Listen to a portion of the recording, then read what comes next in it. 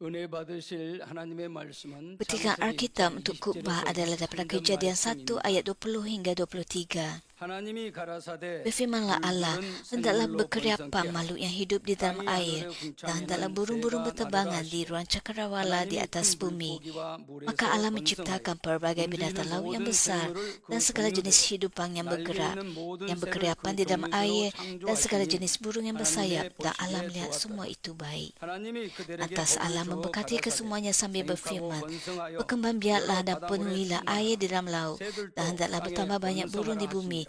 Malam muncul 저녁이 lagi 되며 dan 아침이 disusuli 되니 pagi, 이는 dan 다섯째 itulah hari 날이라. yang kelima.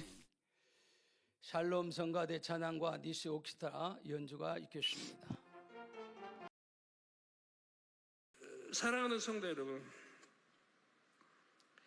Saudara-saudara yang saya kasih dalam Tuhan Yesus, semua anggota Mamindai Gereja Cawangan dan Gereja Tempatan, penonton GCN dan semua anak Tuhan yang menghadiri ibadah ini dalam talian. Inilah penjelasan ke-40 tentang kitab Kejadian. Saya akan menyambung penjelasan khutbah yang lalu tentang kerja penciptaan pada hari kelima. Tuhan menciptakan ikan-ikan di dalam air dan burung-burung di cakrawala.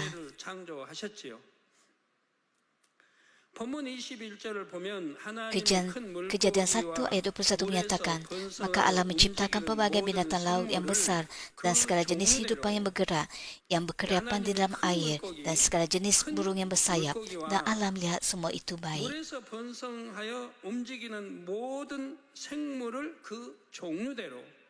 날개 있는 모든 새를 그 종류대로 창조하시니 즉 하나님이 지금 전부 창조하셨단 말이에요. 종류대로. Oleh itu Tuhan menciptakan makhluk-makhluk laut yang besar dan segala makhluk yang bergerak dan berenang di dalam air, masing-masing menurut jenisnya, dan segala burung menurut jenisnya. Pada masa ini ikan-ikan di dalam air tawar juga diciptakan. Segala makhluk yang berkeriapan di dalam air telah diciptakan pada hari tersebut. Binatang bercangkuran keras seperti kerang, moluska seperti sotong dan sotong gurita, binatang yang merayap di dasar air seperti ketam dan udang karang, serta tumbuhan air yang tidak dapat hidup di luar air juga diciptakan pada hari ini.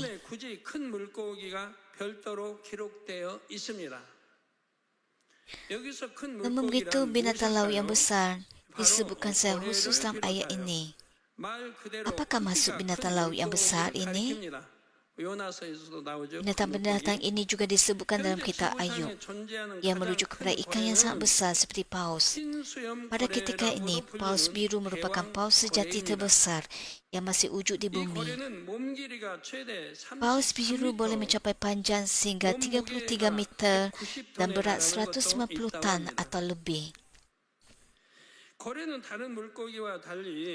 Tidak seperti ikan lain, paus melahirkan anak dan bukannya bertelur, menyusukan anak dengan susu dan bernafas dengan paru-paru, bukannya dengan insan.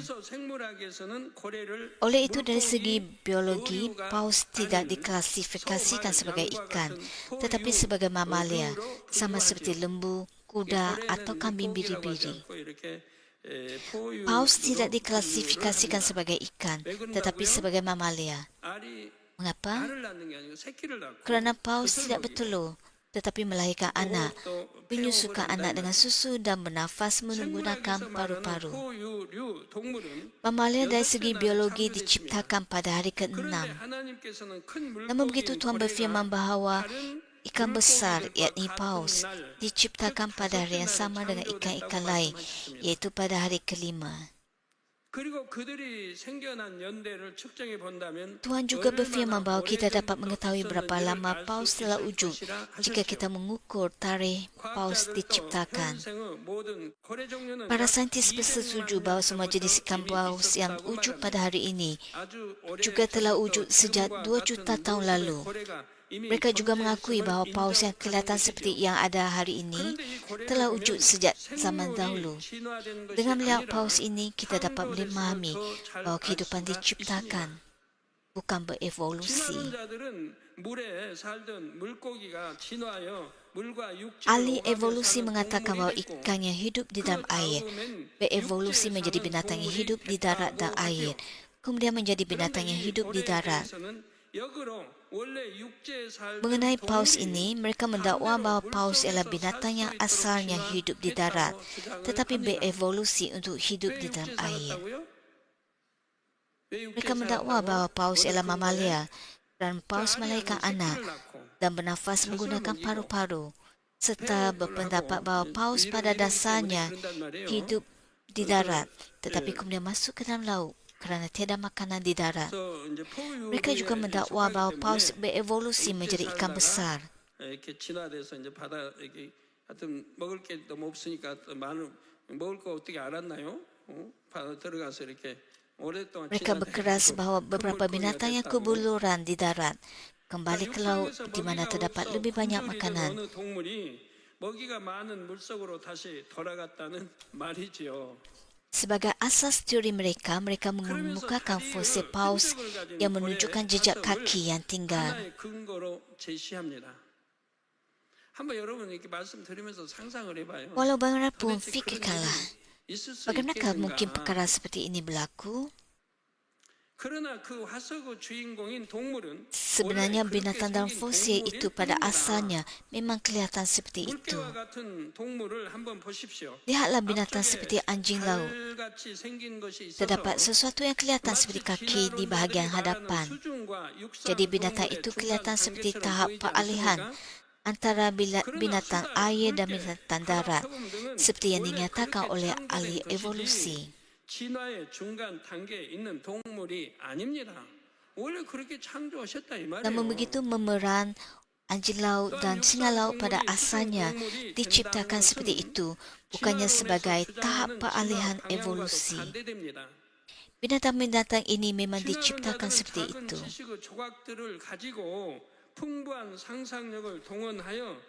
Tambahan pula,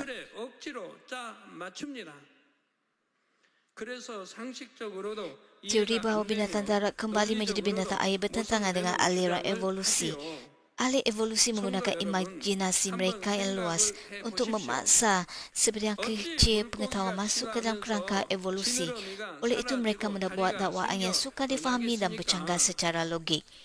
Saudara-saudari yang saya kasih, fikirkanlah, bagaimana ikan dapat berevolusi sehingga siripnya hilang dan kaki muncul menggantikannya? Mereka juga mendakwa bahawa paus pada asalnya ialah binatang darat, tapi kemudian kakinya hilang dan sirip muncul semula. Bandingkan kedua-dua situasi ini.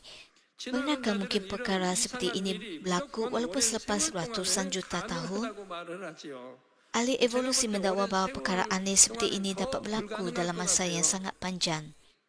Saya berfikir bahawa perkara ini bahkan akan lebih mustahil untuk berlaku dalam masa yang panjang. Saya akan menjelaskan perkara ini kemudian. Ahli evolusi sendiri tidak mempercayai teori bahawa ikan dapat berevolusi menjadi binatang darat dalam masa yang pendek. Namun begitu mereka tetap berkeras bahawa ikan dapat menjadi binatang darat jika ikan berevolusi dalam masa yang sangat panjang. Walaupun mereka mengakui bahawa perkara ini sangat tidak mungkin berlaku, mereka tetap berpendapat bahawa perkara ini mungkin berlaku dalam masa yang panjang. Ahli evolusi biasanya menjelaskan teori evolusi mereka dengan cara ini.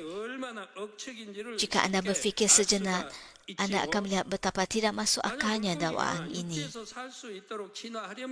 Jika ikan berevolusi untuk hidup di darat, banyak perubahan harus berlaku. Jika ikan kehilangan siripnya dan hanya tumbuh kaki, adakah ikan akan dapat hidup di darat? Untuk dapat bernafas di luar air semasa di darat, organ dalaman ikan juga harus berubah secara serentak.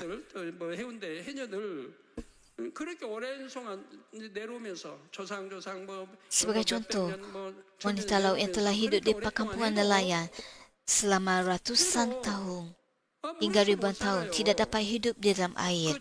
Walaupun mereka hidup di perkampungan nelayan sebanyak beberapa generasi dan menjadi wanita laut, mereka masih tidak dapat hidup di dalam air. Mereka tidak dapat hidup dalam air tanpa bernafas. Bagi organisma yang beradaptasi untuk bernafas di bawah air untuk bertahan hidup di darat, keseluruhan sistem dalam organisma itu mesti berevolusi untuk menyesuaikan diri dengan pernafasan udara. Selain itu, perubahan ini tidak boleh berlaku secara berasingan. Tidak mungkin berevolusi menjadi kaki sebelum perubahan penting yang lain berlaku. Semua adaptasi yang diperlukan mesti berlaku secara serentak. Tidakkah begitu?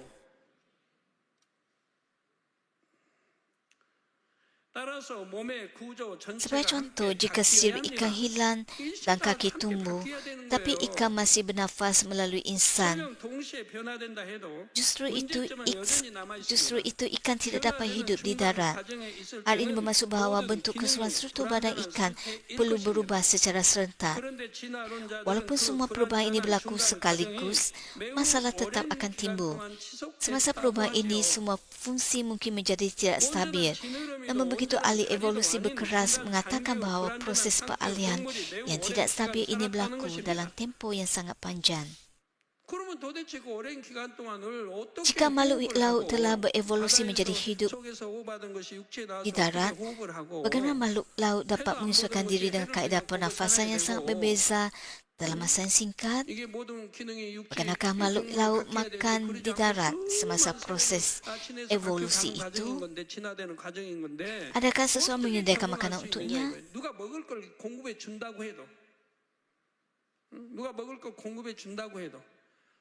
Bagaimanakah makhluk ini bergerak dan mencari makanan sementara kakinya sedang tumbuh? Dapatkah binatang dengan bentuk yang pelik ini bertahan selama bertahun-tahun lamanya? Dengan sistem badan yang tidak stabil, tidak mudah bagi binatang ini untuk mencari makanan, sama ada di air atau di darat.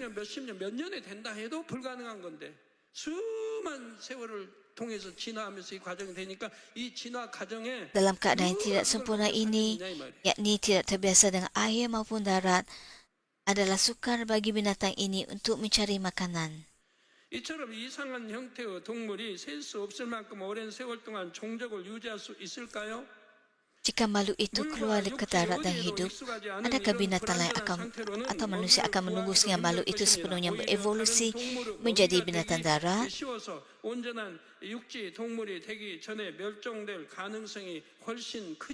Bukankah makhluk itu sudah dimakan oleh pemangsa dan pupus sebelum makhluk itu sempat berevolusi sepenuhnya?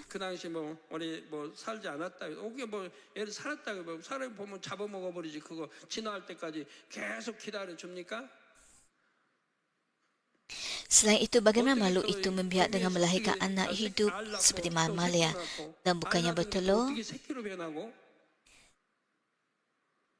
Jika terdapat tahap peralihan bagi makhluk itu, fosil-fosil yang seharusnya dipelihara.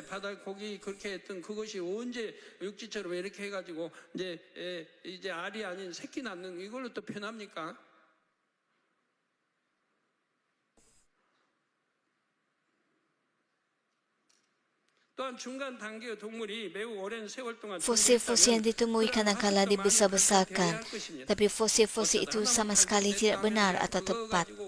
Saya berharap anda tidak akan tertipu oleh berita seperti itu. Kebanyakan fosil yang ditemui mempunyai bentuk yang sama seperti binatang yang wujud sekarang. Terdapat fosil yang dikatakan oleh ahli evolusi sebagai mata rantai yang hilang.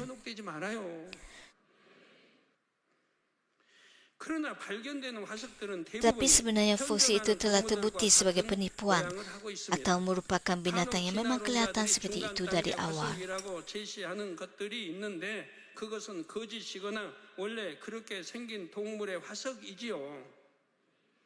예를 들어 인간의 진화론적 조상들이라고 진화론자들이 제안했던 화석들 중에는 오류가 있었거나 kadang-kadang ahli evolusi mengemukakan apa yang disebut oleh mereka sebagai fosil peralihan. Tapi fosil itu sama ada palsu atau fosil binatang yang asalnya memang kelihatan seperti itu. Sebagai contoh, fosil yang dikenali sebagai Ramapithecus yang dipercayai sebagai nenek moyang manusia ternyata sama seperti seekor orang utan. 하나님께서 처음부터 종류대로 창조하셨기에 Manusia Firdaun yang dianggap sebagai mata rangkai yang hilang ternyata merupakan penipuan yang menggunakan tengkorak manusia dan rahang monyet. Oleh sebab Tuhan menciptakan segala sesuatu mengikut jenisnya sejak awal, fosil-fosil yang dikatakan sebagai mata rantai yang hilang tidak dapat dijumpai. Orang di seluruh dunia ini bahkan sedang berusaha keras mencari fosil bentuk paalihan bagi makhluk yang didakwa oleh mereka wujud. Namun begitu tidak mungkin untuk menemuinya. Kebanyakannya hanyalah bentuk yang serupa, yang cacat atau yang direka-reka. Binatang darat tidak pernah berevolusi menjadi paus. Begitu juga ikan tidak pernah berevolusi menjadi binatang darat.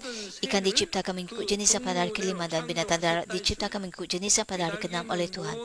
Kejadian 1 ayat 21 menyatakan bahawa Tuhan menciptakan segala jenis burung yang bersayap pada hari ke-5. Pada hari itu Tuhan menciptakan burung mengikut jenisnya.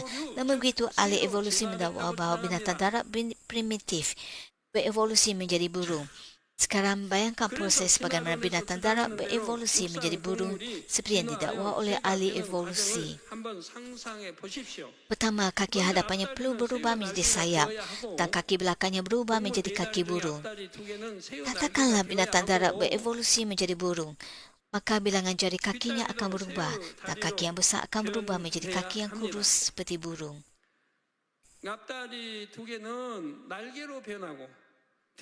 Bagaimanakah makhluk peralihan ini makan sementara makhluk ini berevolusi?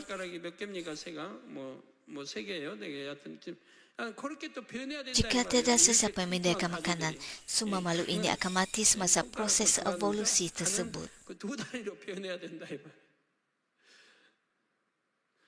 그것도 수많은 세월 동안에 진화해서 변화되면 그동안 누가 먹여 살려야 되고요. 계속적으로 공급해 줘서 먹여 살려야 돼요.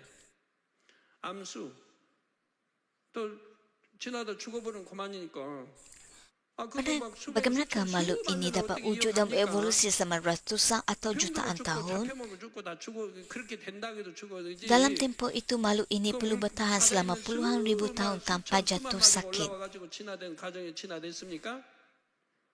Apakah keberangkalian perkara ini berlaku? Hari ini mungkin kurang daripada 1 dalam 100 juta.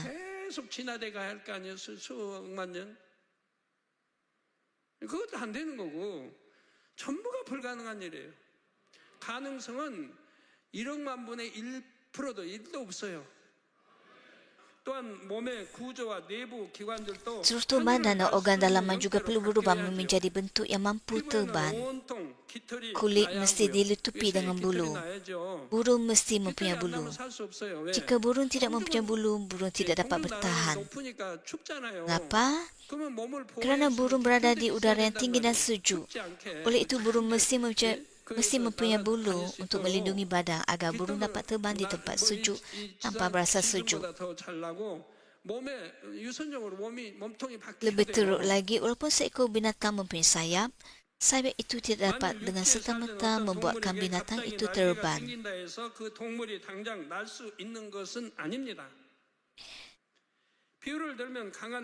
Katakanlah terdapat sebuah kereta yang bagus dengan enjin yang sangat kuat. Jika seseorang memasang sayap pada kedua-dua sisi kereta ini, adakah kereta ini sekarang dapat terbang di udara? Tidak kira berapa lama masa berlalu, kereta ini tidak akan pernah terbang di udara.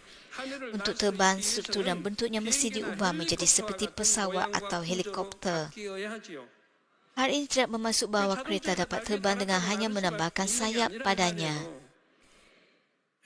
Struktur kereta mesti diubah sepenuhnya, seperti helikopter atau pesawat terbang. Sama seperti kereta tidak dapat diubah suai secara kasar untuk menjadi pesawat terbang, binatang darat tidak dapat berevolusi menjadi burung. Binatang darat tidak dapat berevolusi menjadi burung yang dapat terbang. Jika anda melihat burung dengan teliti, anda akan mendapati bahawa burung direka khas supaya burung dapat terbang di udara. Bahkan perkara yang paling kecil, seperti bentuk dan ciri struktur badan burung serta nalurinya, diciptakan untuk sesuai dengan penerbangan di langit. Bukan saja burung, malah semua makhluk mempunyai kebolehan luar biasa yang untuk bertahan dalam persekitaran yang diberikan. Makhluk tidak dapat memperoleh kebolehan ini dengan sendirinya. Semua ini diberikan oleh Tuhan Bapa. Oleh itu Ayub 12 ayat 7 hingga 9 menyatakan, tapi tanyalah kepada haiwan-haiwan, nescaya mereka akan mengajar engkau, kepada burung-burung di udara, nescaya akan mereka memberitahu engkau. Atau berkata-katalah dengan bumi, nescaya ia akan mengajar engkau, dan ikan-ikan di laut pun akan mengisytiharkan kepadamu. Siapakah antara semua itu yang tidak tahu bahawa tangan Tuhan yang melakukan hal ini? 이를 행하신 줄을 알지 못하려 한 것이지요. 여호와의 손이 우리 아버지 Tangan Tuhan Bapa kita yang menciptakan setiap makhluk. Firman Tuhan menyatakan bahawa jika binatang-binatang dapat berbicara, binatang-binatang akan dengan jelas menerangkan bahawa binatang-binatang diciptakan oleh tangan Tuhan Sang Pencipta. Binatang pun tahu tentang Tuhan Sang Pencipta, tetapi manusia yang dikurniakan akal budi tidak mencari Tuhan dan tidak percaya kepada Tuhan. Betapa sedihnya perkara ini. Walau bagaimanapun manusia mengakui bahawa sesengah binatang dan tumbuhan mempunyai kebolehan yang sangat unik dan luar biasa. Mereka mengkaji kebolehan ini untuk meniru dan menggunakannya dalam teknologi canggih. Kajian seperti ini dipanggil biomimetik atau lebih biasa disebut sebagai biomimicry. Berikut merupakan beberapa hasil kajian biomimicry. Pertama, terdapat pakaian renang badan penuh yang menggunakan prinsip sisik jurung. Setengah jurung dapat berenang pada kelajuan 80 km sejam. Betapa lajunya. Jurung berenang sejauh 80 km dengan memotong air. Sisik jurung yang bergerak pada kelajuan tinggi ini dilengkapi dengan mekanisme yang mengurangkan daya geseran air. Pakaian renang badan penuh yang dibuat menggunakan prinsip sisik jurung ini mengurangkan rintangan sebanyak 10 hingga 15% berbanding pakaian renang biasa. Pakaian renang ini membolehkan perenang bergerak ke hadapan dengan lebih mudah di dalam air. Pakaian renang badan penuh ini pertama kali muncul dalam Sukan Olimpik Sydney 2000. Perenang yang memakai pakaian renang ini telah memenangi 25 daripada 33 pingat emas dalam acara renang.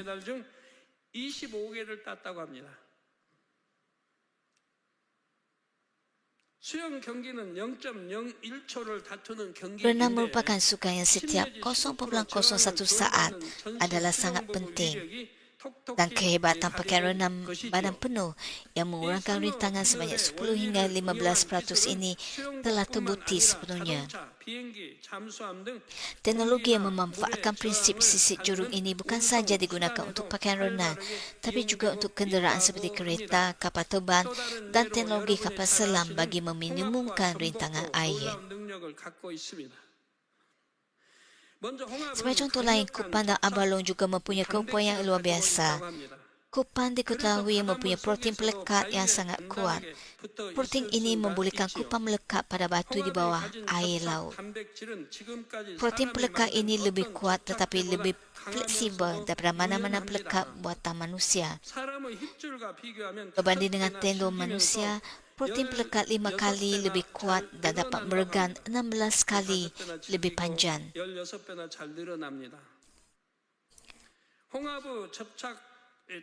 Oleh sebab protein pelekat kupang adalah semula jadi, protein pelekat adalah selamat untuk tubuh manusia. Oleh itu, protein pelekat boleh digunakan sebagai pelekat perubatan untuk menyambung semula kulit yang koyak atau tulang yang patah.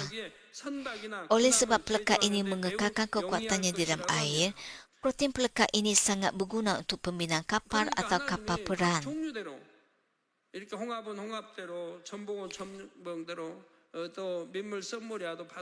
Tuhan menciptakan setiap jenis kupang dan abalong supaya kupang dan abalong tidak dihanyutkan oleh arus dan dapat melekat pada batu. Adakah kupang dan abalong berevolusi sendiri untuk menciptakan pelekat yang membolehkan kupang dan abalong melekat pada batu dan hidup seperti itu? Jika benar, kupang pastinya berpuluh-puluh kali ganda lebih bijak dan lebih cerdas daripada manusia kerana mempunyai kebolehan untuk berevolusi seperti itu. Kulit abalong adalah sangat keras 진화할 수 있는 능력이 있다며. Kajian menunjukkan bahawa kekuatan kulit abalong 전복 껍질은 adalah hasil 굉장히 daripada struktur 대단합니다. uniknya. Jika struktur kulit abalong diaplikasikan, manusia dapat menciptakan bahan yang sangat kuat. 그것은 전복 껍질이 매우 독특한 Pasukan 구조를 갖고 있기 때문입니다. pasukan peneliti Amerika menggunakan struktur kulit abalong untuk mencipta perisai kereta kebar. 만들 수 있게 됩니다. 미국의 한 연구팀은 전복 껍질의 구조를 응용하여 탱크의 철갑을 만들어 냈다고 합니다. 또한 거미줄은 약해 보이지만 같은 굵기의 강철보다 Sarang laba-laba pula kelihatan rapuh, tapi sarang laba-laba 5 kali lebih kuat daripada besi dengan ketebalan yang sama. Lihatlah sarang laba-laba, sama ada di pokok atau di dalam rumah. Anda dapat melihat laba-laba besar turun pada jaringnya. Anda hampir-hampir tidak dapat melihat benang tersebut kerana sarang laba-laba sangat nipis. Namun begitu, laba-laba dapat memanjat turun dan naik pada jaring itu tanpa memutuskannya. Jaring ini sangat kuat. 내려다 좀 건드려봐요. 쑥 타고 또 올라가니까. 줄타기 명수예요. 근데 그 거미줄, 그 가는, 눈에 보일까 말까, 그 가는 거미줄이 이 거미가 타고 오르고 내리는데 전혀 떨어지질 않는다는 얘기예요. 그렇게 강하다는 얘기예요.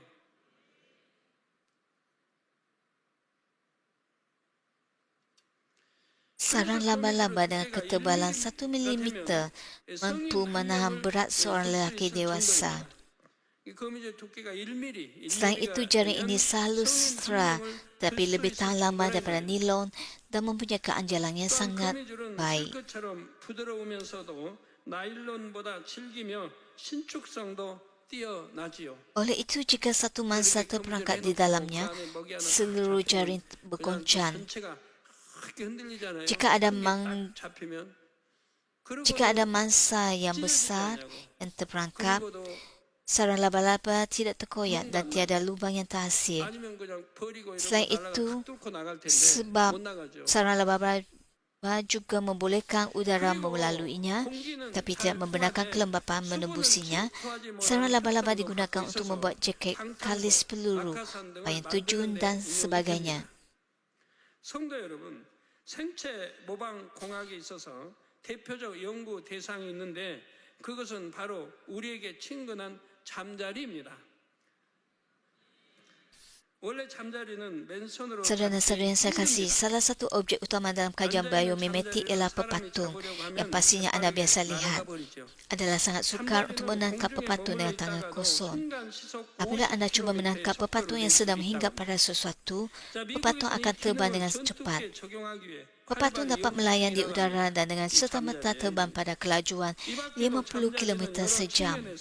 놀라운 비행 능력을 가졌음이 밝혀지고 있습니다.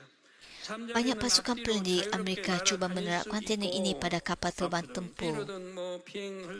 Selain itu, kajian tentang pepatung telah mendedahkan banyak lagi teknik penerbangan hebat yang dimiliki oleh pepatung. Pepatung dapat terbang bebas ke hadapan dan ke belakang tanpa perlu berpusing. Pepatung mengempakkan sayap sebanyak 40 kali sesaat. Tidak kira betapa pantasnya anda menggerakkan tangan, adakah anda dapat melakukannya sebanyak 40 kali sesaat? Tidak dapat walaupun 20 atau 10 kali. Hari ini tidak mungkin untuk seseorang menggerakkan tangan mereka sebanyak 10 kali sesaat. Namun begitu, pepatung dapat mengempakkan sayap sebanyak 40 kali sesaat. Jika seseorang menggerakkan lengannya sebanyak itu, bahagian bahu tempat lengan bertemu badan akan mengalami tekanan yang teruk.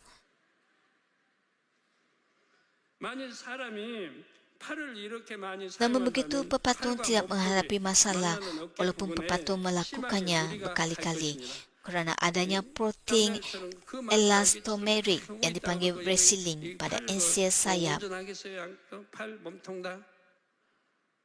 그냥 뭐 변비통이니 뭐통 여하튼 어깨통 여하튼 해서 그런 것도 생길 텐데 그런데 잠자리는 평생 동안 무엇의 날갯짓을 해도 괜찮도록 몸통과 날개가 연결되는 부분에 레실린이라는 고무 단백질이 있습니다. Keanjalan protein ini begitu luar biasa sehingga saintis telah membangunkan resilin tiruan berdasarkan model protein ini.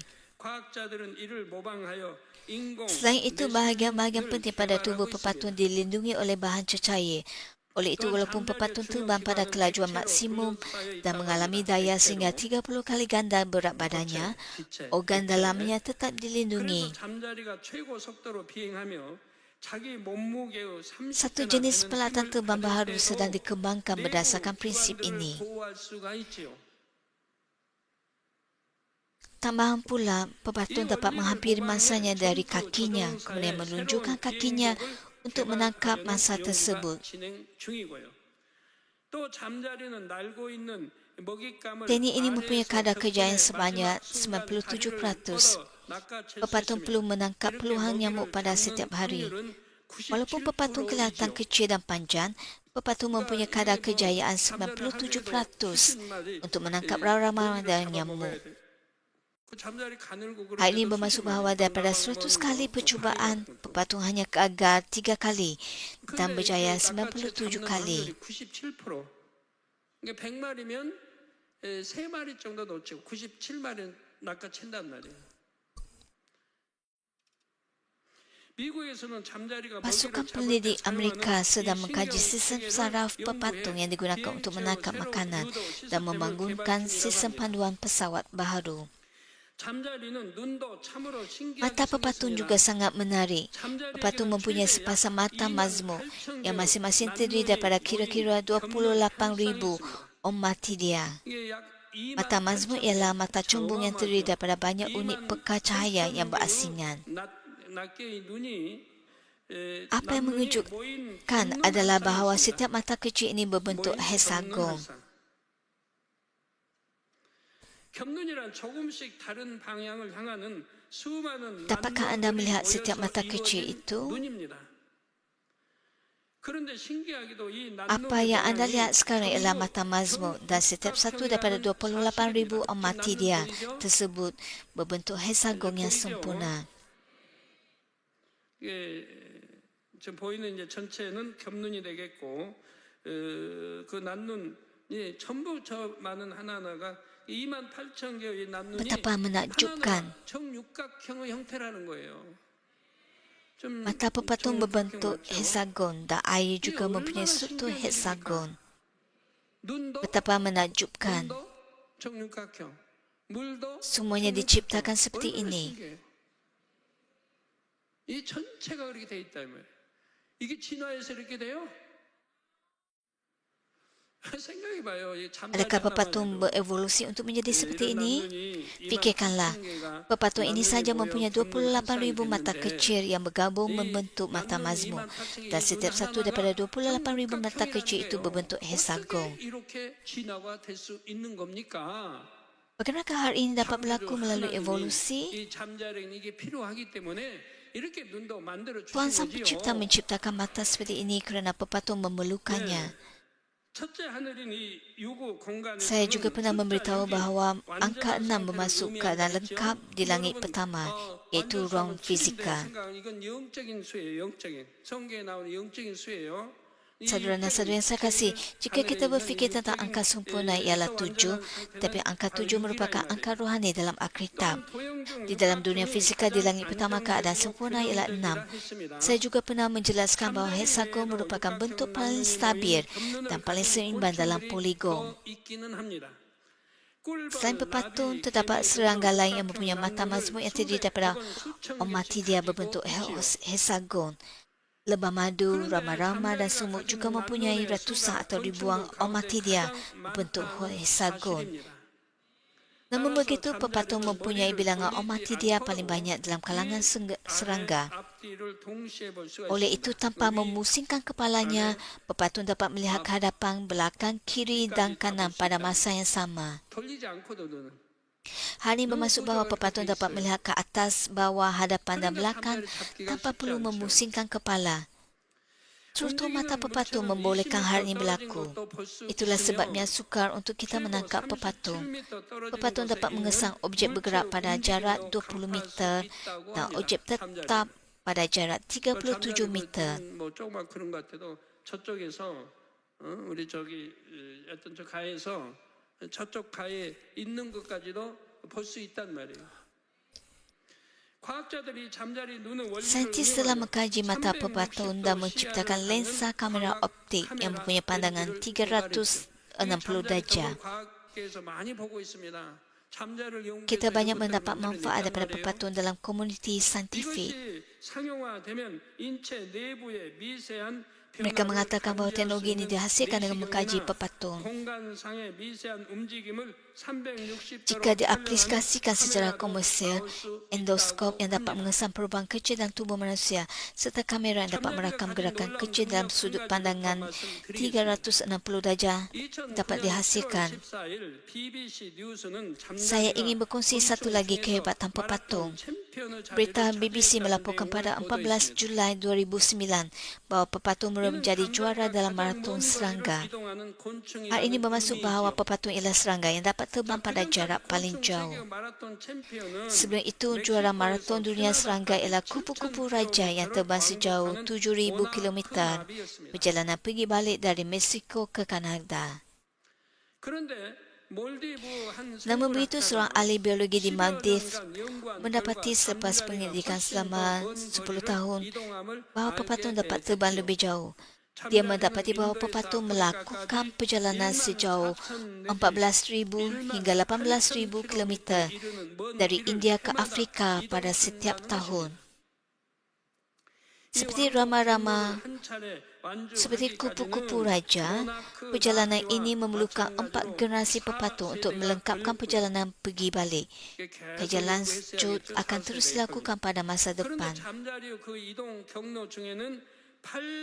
Namun begitu, laluan penjarahan pepatung termasuk 800 km laut. Hal ini bermaksud bahawa laut juga termasuk dalam proses penghijrahan pepatung. Jadi terdapat 800 km laut. Hal ini bermaksud bahawa pepatung mesti terus terbang sekurang-kurangnya 800 km tanpa berhenti sejenak. Untuk melintasi lautan, pepatung perlu terbang sejauh 800 km tanpa berehat. Jika pepatung ingin berehat, pepatung harus mendarat di lautan. Jika pepatung mendarat dan cuba terbang semula selepas itu, hal ini akan lebih mentertikan dan tidak ada makanan yang tersedia. Masih menjadi misteri bagaimana pepatung dapat melintasi lautan dan terbang sejauh itu. Dalam khutbah yang seterusnya, saya akan menjelaskan kerja penciptaan pada hari ke-6. Saudara-saudari dalam Kristus, dalam khutbah ini saya menerangkan bahawa Tuhan menciptakan ikan dan burung mengikut jenisnya dan bahawa ikan dan burung tidak berevolusi. Kesimpulannya, evolusi adalah mustahil. Tidak ada walaupun 1% kemungkinan bahawa evolusi berlaku. Bagaimana begitu banyak makhluk dapat evolusi dan menjadi seperti ini dengan sesuatu yang tidak wujud? Saya juga menerangkan bagaimana manusia mengkaji keupayaan istimewa binatang dan tumbuhan dan bagaimana mereka meniru keupayaan tersebut dalam teknologi terkini.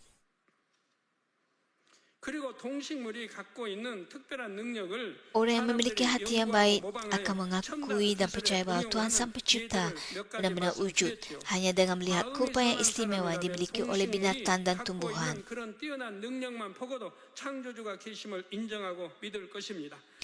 Hal ini demikian kerana mereka sendiri tahu bahawa tidak mungkin untuk mencapai keupayaan istimewa sedemikian melalui evolusi.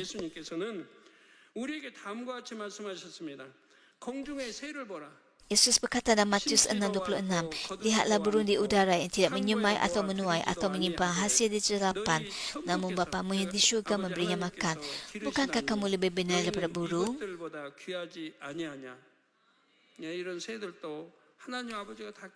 Hal ini bermaksud bahawa burung-burung ini bahkan dipelihara oleh Tuhan Bapa. Betapa lebih lagi, mengapakah tidak Tuhan memberi makanan dan pakaian kepada anak-anak Tuhan?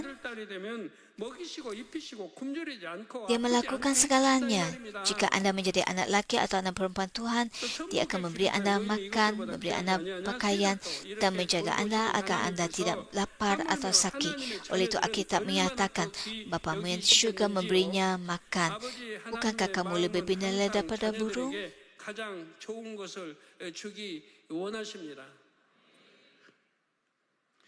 Betapa lebih lagi Tuhan menghargai anak-anaknya kerana dia bahkan memberikan makanan kepada burung-burung di udara. Tuhan Bapa sentiasa ingin memberikan yang terbaik kepada anak-anaknya. Namun begitu oleh sebab kasih harus seiring dengan keadilan, anda harus meminta kepada Tuhan Bapa dengan iman. Tuhan Bapa pasti memberikan jawapan kepada orang mencari dengan iman. Oleh itu, Yesus berkata dalam Matius 7 ayat 9 hingga 11, Bapa manakah akan memberikan batu kepada anak yang meminta roti? Bapa manakah akan memberikan ular kepada anak yang meminta ikan? Kamu yang berdosa pun tahu memberikan yang baik kepada anakmu. Lebih-lebih lagi Bapamu yang di syurga, Dia akan memberikan yang terbaik kepada mereka yang meminta daripadanya. Tuhan Bapa penuh dengan kasih karunia. Dia sentiasa ingin memberikan segalanya kepada anak-anaknya yang tercinta berulang-ulang kali. Dan Dia ingin memberikannya secara melimpah-limpah. Sama seperti Dia menciptakan segala sesuatu dengan firman-Nya, tiada apa yang mustahil bagi Tuhan Bapa. Selain itu, Yesus berkata bahawa tiada perkara yang mustahil bagi orang percaya kepada Tuhan ini. Oleh itu, saya berharap anda menjalani hidup anda dengan berkata, saya dapat melakukan segalanya melalui Tuhan yang memberi saya kekuatan.